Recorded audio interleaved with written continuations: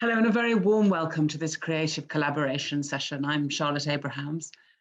In these virtual sessions, we're keeping our community engaged and inspired, bringing together designers and industry insiders for some really fascinating conversations online. And today I am delighted to be talking with decorator and tastemaker Celery Campbell, who's beaming in from sunny Palm Beach. And we're in for a real treat in the next 30 minutes. Celery's projects are chic and sophisticated, but they have a really beguiling sense of ease and comfort and are full of fun. And she will be letting us in on some industry secrets and telling us how she weaves her particular magic. And we'll also be talking about her beautiful new collection for Arterias, which is making its UK launch at London Design Week. So sit back and enjoy. Celery, welcome. Hi, Charlotte. Hi. You're in Palm Beach now, which is where you grew up as the daughter of another renowned decorator. Tell us a little bit about the influence of that environment and growing up with a decorator on your creation of your aesthetic. I think where I grew up and being a child of a decorator are pivotal to my interest in the field and the start of my career, and probably all aspects of my taste. I don't know if I get to take any credit for self-direction. But I grew up in the most magical house in Palm Beach, and it was an old church deconsecrated in the late 1800s, early 1900s. And because of it, I think grew comfortable with the idea of design risks and whimsy and honestly hoarding. We've got some pictures of it. Let's have a look at them while you talk, because it really is beautiful. But I was lucky to grow up in a place that everybody can feel the magic when they come over, and I understood the power of design, and I could see where humor and sentimentality became a defining feature in our family because it was a defining feature of my mother's taste. And okay. The picture you're looking at is the nave of the church. This is where the congregation would have sat after they rowed their canoes across the intercoastal, which is how people arrived at our house. And while I was growing up, this was rarely used because the room was so big, it was hot all the time. So I often roller skated in there as a kid or would play hide and seek until we'd give up because there was so much junk. You could lose a child for a year. And we lived in the porches that surround the house. This is our living room, which is off the intercoastal. And you can see in every room there is, as my stepfather calls it, detritus of my great-grandparents down to art I made in high school, which are the boat watercolors hanging on the wall. Okay. And this is very much my personal love. I like to see a home as almost a photo album, a living artifact of the people who you care most about. And I think you'll see in my design that that's something that leads me, but also sometimes I have to fight for different clients because there are a lot of people who would think this is just insanity. And this is there too, which is it's sort of a very different feel. Very. My mom taught me that it's always nice to have the dark and the cozy rooms and the bright and the sunny rooms, because I think there are these different needs in our personality, but all of them are very indoor, outdoor, whether light or dark in our home in Florida. And this is the one we call the pink porch, which is obviously very pink. And what about the environment of Palm Beach as well, and that the sun and the warmth and the inside outside, has that also had a real effect on your work? Definitely, because Palm Beach is a town of entertainers. Initially, it was sort of a winter escape from people in the north.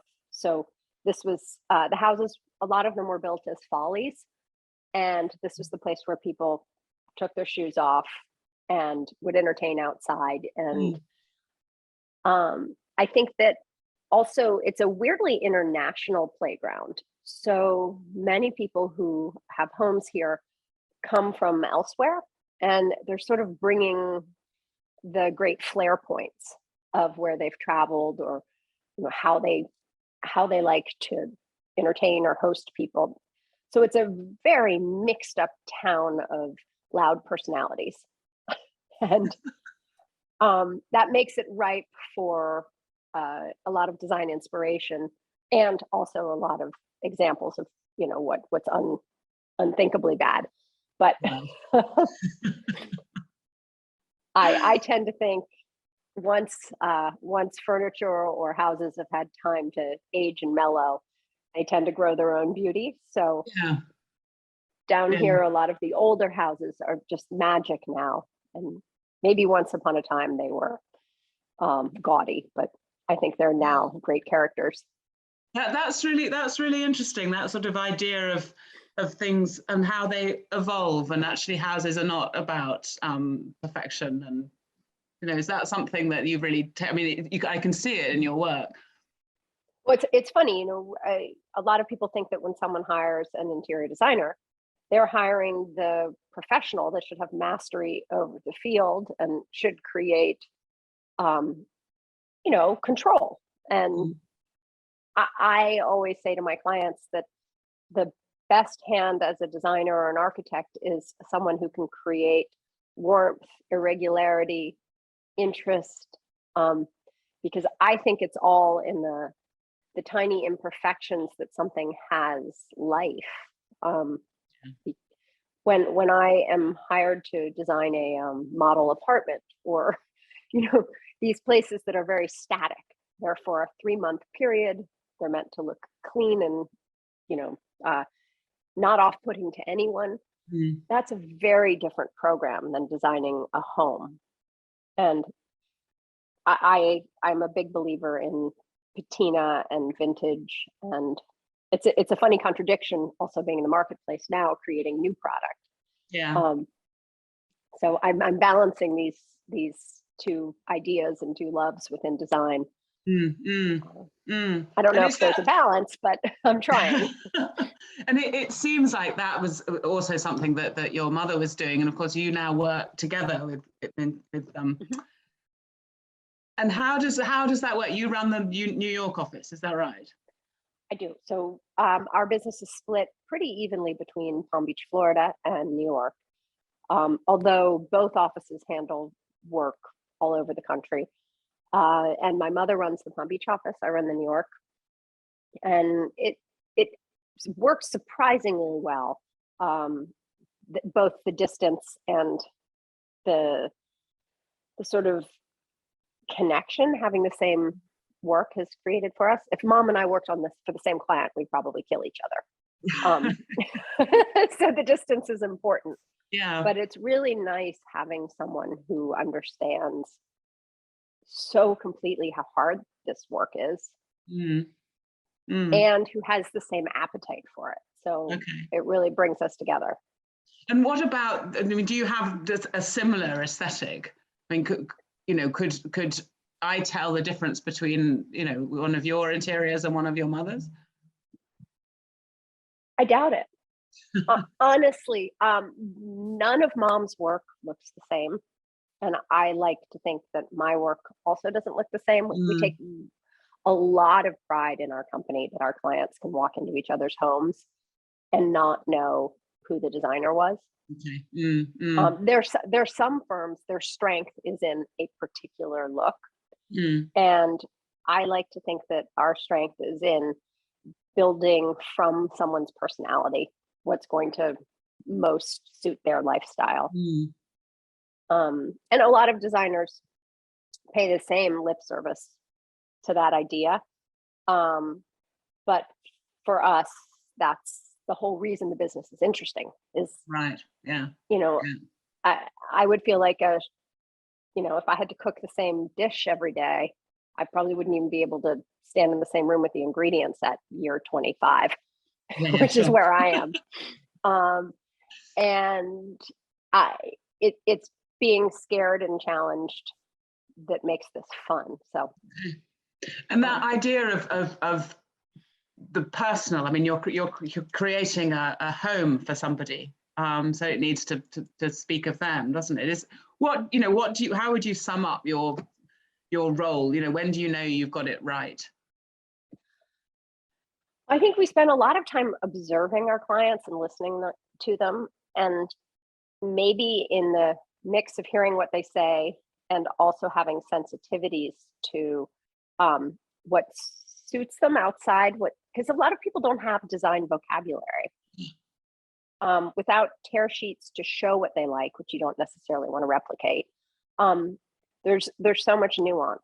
And my job as a designer is to know how to get things made, where to buy them, and how to integrate these things also with somebody else's aspirations. And a lot of that is about having an open mind over the course of probably 2 years while the project happens, so it can create its own evolution. Sometimes while I'm shopping for vintage pieces or antiques, you know, it's very timely. You find one weird thing and the whole room changes. Yeah. So yeah. it's about responding within a cohesive idea to different kind of small explosions. Okay. And that's what I think my process and my mother's is like. We look for things we truly love and that our clients fall in love with, and then move to the next step and the next step and the next step. And that's why I would say the projects that are really of our heart are the ones that have that sort of elasticity inside. This all sounds like Decorator mumbo jumbo, but no, absolutely. And let's look at some of the projects. And the first one, talking of projects that come for your heart, is the Dominican Republic. Tell us about this one.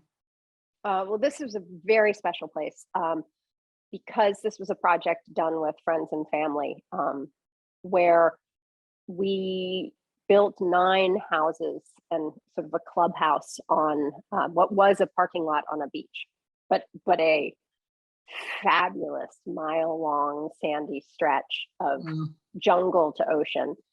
And the idea was to build houses that felt old and looked like they, you know, had been there before in a place that doesn't really have a design vocabulary. People think of the Dominican Republic and they go to Spanish colonial or West Indies or Bali. They go to all these other vocabularies to put it in a, you know, an essentially tropical spot. But we went back to the Victorian houses that were in a nearby city called Puerto Plata and lifted a lot of the detail and the sort of fretwork and femininity to make these very, very sweet, sun-filled, porch-forward little bungalows in the jungle. And they are very resonant of the home I grew up in, because this was me creating a new home for my kids and, you know, my in-laws and my friends. And there are just so many details. Tell us about these incredible lights on the left-hand image of the ceiling. Oh, these we were so lucky. The Dominican Republic has some brilliant craftspeople and artisans. And there's a man named Neno who lived about an hour down the road, who has 20 children, and they all work with him. And I think something like 16 of them are with different women. He says he gives a child to each of his girlfriends before they break up. Nice. Oh, he's so awesome and really funny. But he has this incredible craft shop where they make anything you want, and the stuff he designs is just beautiful in iron or copper. And all through the property, we did all of our metal work with him. So most of the lights were custom made, and they looked like, you know, sort of jungle flowers and creeping vines. And it was really wonderful process, sort of sketching them out and then bending them. I mean, copper's the most amazing material to work with. Yeah. And they've got such a sort of sense of tactility, and they really, I mean, because of the placement of these images, that the way they reflect the fronds of the foliage outside is, I mean, it's really clever.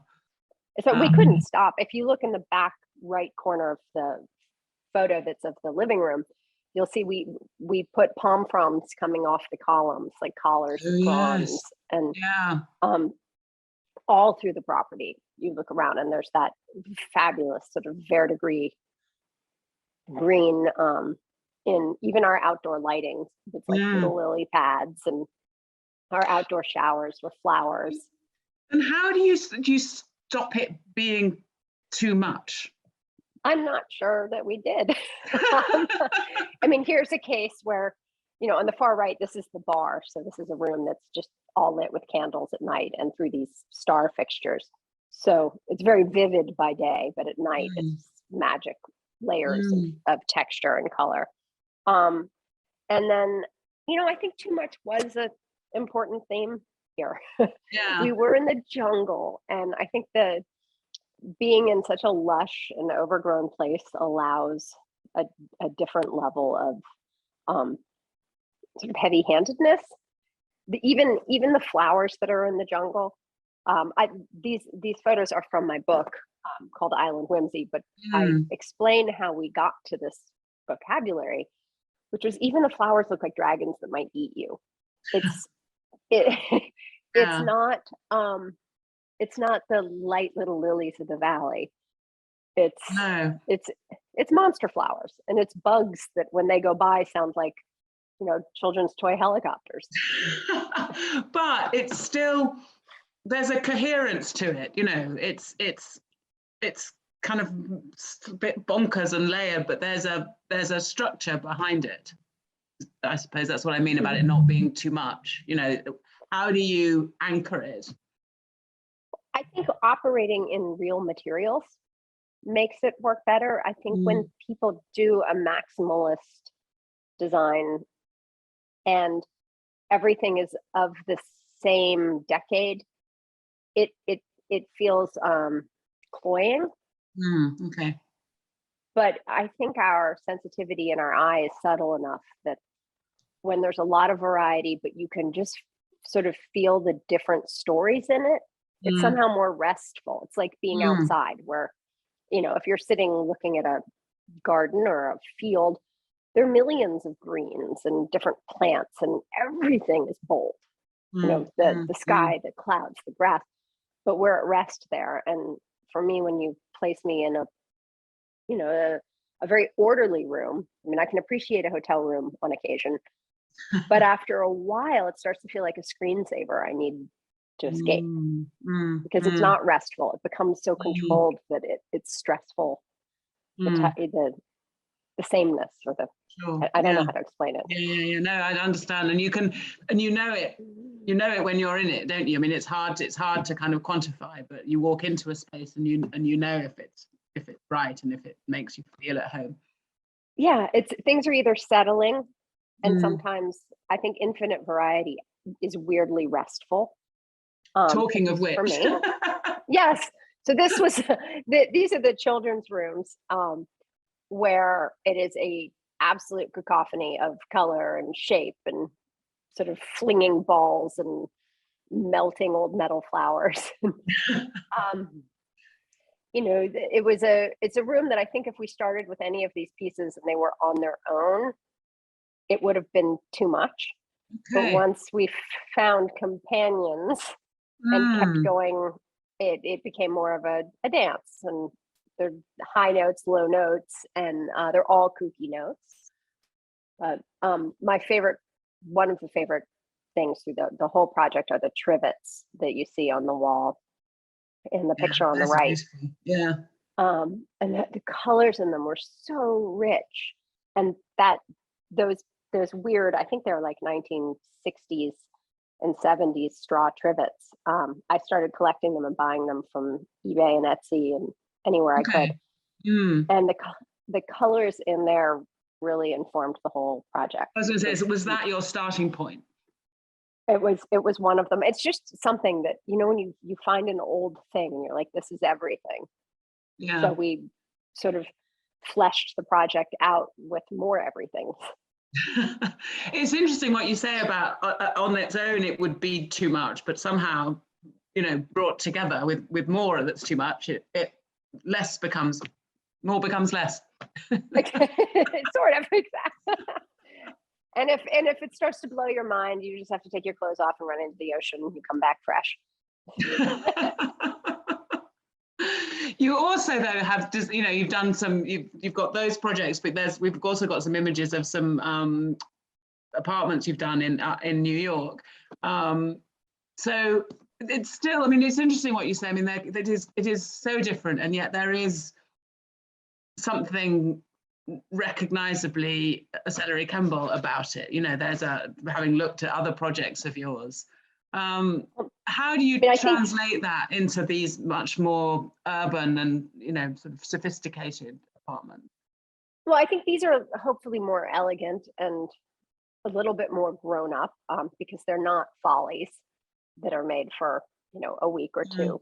But I think in each room, there's nothing that wasn't on its own chosen because it was exciting or memorable or beautiful or fun or sentimental to the client. So we do mix a bunch of periods and styles, and it's that same idea where in the mix everything kind of finds a softer voice. But in the room to the right, our client has, you know, spends a lot of time in Kenya, and they wanted this, which is sort of their family room, TV room, to hold a bunch of collected photography from artists there and some pieces they'd picked up, but also, you know, have a classic New York den library feel.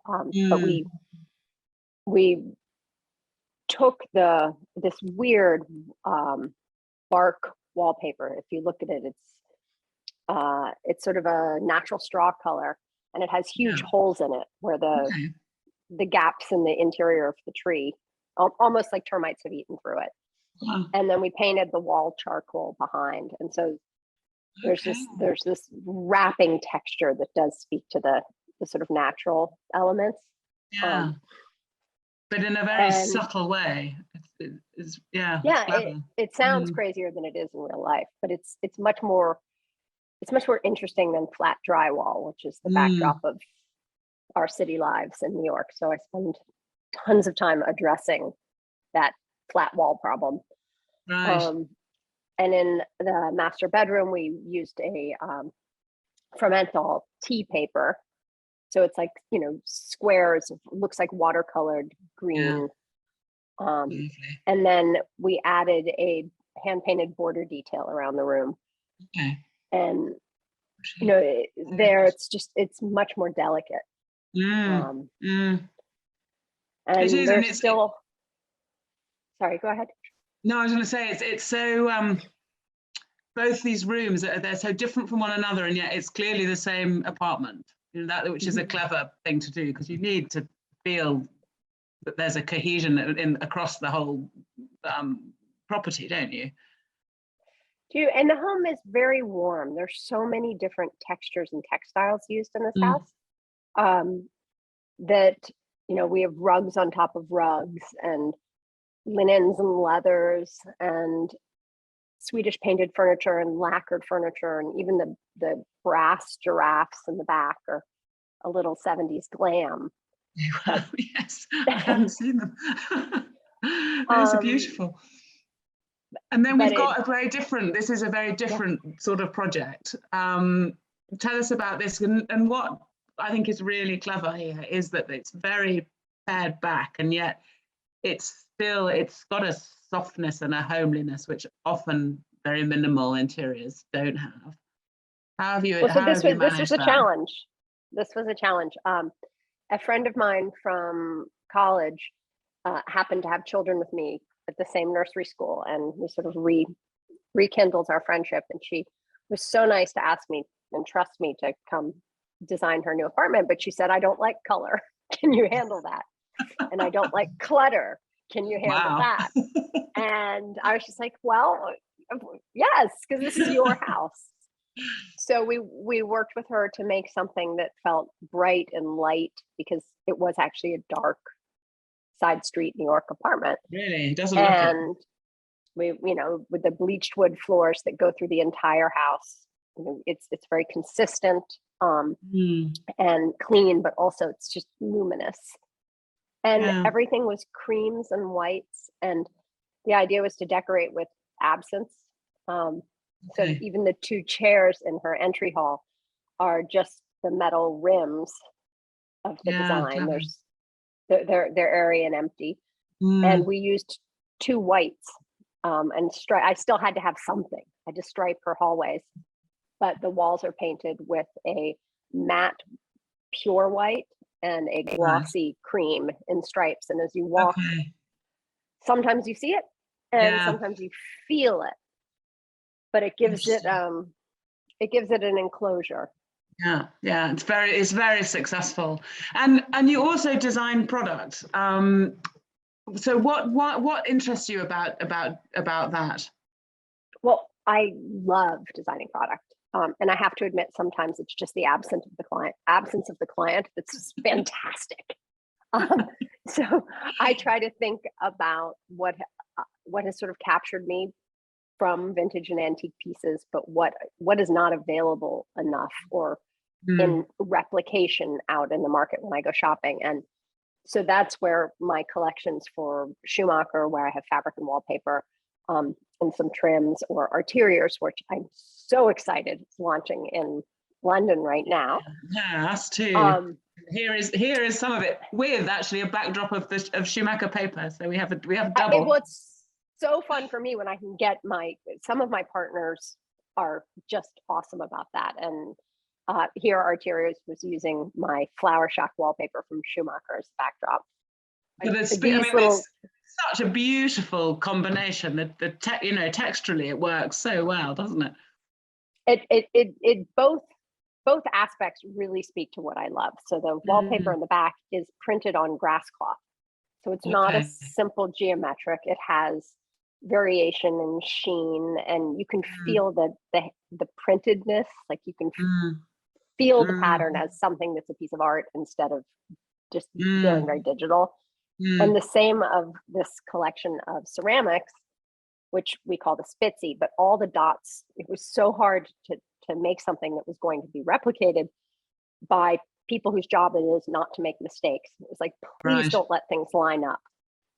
Please let it drip and crack and craze. And, I don't really want it symmetrical. That's the beauty. And these pieces, especially the center, the bowl, sort of a centerpiece bowl, it feels like ice cream that might melt at some point.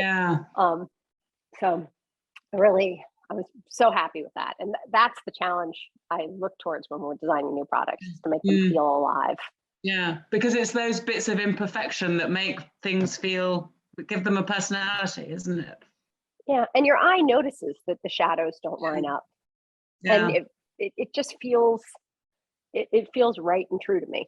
And that's kind of why I like the natural material so much, the grass cloths and the cans and the wickers. Yeah, and when the next image is talking of wicker, a parasol lamp, which actually is from your first collection for Arteriors, which is about this idea you have of not having everything new. Things evolve. And exactly, and a lot of the things can hold together over time because they're not, of course now wicker is trend on, but when I started designing this, it was probably in 2016. And I was trying to make the point that wicker can feel perfectly old lady and vintage, but it can also feel very modern and clean. And in a line of lighting, one of my favorite things is, how does the light come through? How does it shadow? And this makes it look like at night that there's just light sparkled around the walls because it bleeds through the wicker weaving, and it makes a mood. Yeah, it's really pretty. And then there's another lamp which is very different, and this is about your thing of designing something for a specific function. Something you don't really realize you need until you see it. Yeah, this was the need generating the design.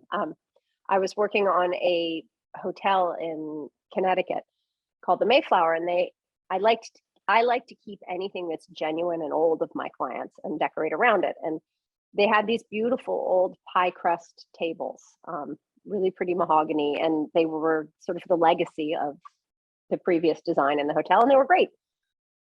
But in a hotel room, you need a room to bring, you need a spot to bring the room service to. But because it was an old house converted to a hotel, we didn't have the luxury of having electric points everywhere we wanted them, or we weren't dropping the ceilings for overhead lighting. So I had to create a way to light dinner for two on a pie crust table, but not take the whole table up with my lamp. And we had already had like a million standing floor lamps in the room, so I just couldn't do it again. So we created the clamp lamp, where you just clamp it to the side of the table and you can arrange it up and down and around so it's out of your way. But Really you can clever. illuminate something, and they sit in the window, so they also don't block the light. But at night, and you can it's use that. So this, yeah, I mean, it's really clever, and it's that combination of sort of real pragmatism and utility with beauty and this sense of whimsy. I mean, your book featuring the Dominican Republic project is Island Whimsy. It's a very strong feature of your work, I think, that notion of whimsy. And the last image we've got is of some of the more of the Arterias collection, and you can really see that, but with this absolute functionality. It's very clever. well, one of the hardest things in I would say New York City living is that our spaces are smaller. So this was a coffee table designed to sort of float and not be there. So it's acrylic mixed with cane wrapping and glass, so the whole thing floats. It's called the corset. And this is my attempt to use some of these natural materials, but make them feel a little more urbane and not grandma. A little no, more it's very much not grandma. sexy and clean, but then also to use metals in a way that was very organic and kooky and gardeny. So our standing lamp also, of course, is not straight. It moves and it actually spins. So from all sides, like a true plant. It's just full of personality, and as you say, is making its UK debut this week at London Design Week, which is very exciting. So we just as we're going, give us a scoop. Tell us what are you working on next?